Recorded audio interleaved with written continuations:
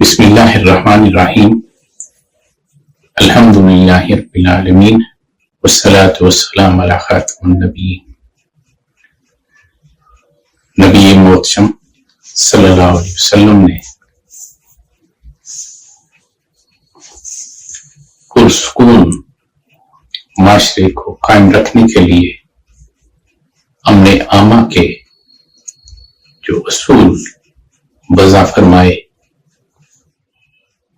اس کی مثال اس سے قبل روئے کائنات میں کہیں نہیں ملتی۔ زنا کے جرم میں یہودی جوڑے کو رجم کرنے کا حکم امام مالک نے حضرت نافع رضی اللہ عنہ اور حضرت عبداللہ بن عمر رضی اللہ عنہ سے روایت کیا ہے کہ نبی کریم صلی اللہ علیہ وسلم کے پاس یہودیوں کا ایک گروہ آیا۔ انہوں نے کہا کہ ہمارے ہاں ایک جوڑے نے زنا کیا ہے۔ نبی کریم صلی اللہ علیہ وسلم نے فرمایا کہ آپ کے ہاں اس جرم کی کیا سزا ہے؟ انہوں نے کہا کہ ہم اسے کوڑے مارتے ہیں اور رسوا کرتے ہیں۔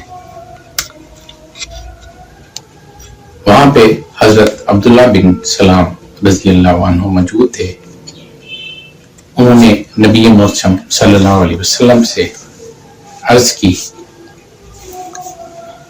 کہ یہ جھوٹ کہتے ہیں۔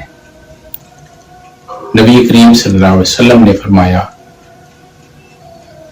تورات لے کر آؤ اور مجھے دکھاؤ۔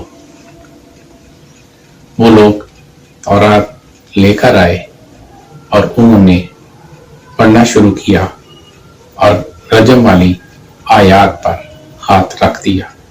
حضرت عبداللہ بن سلام رضی اللہ عنہ نے نشاندہی کی کہ ہاتھ کے نیچے جو آیات ہیں وہ رجم کی ہیں۔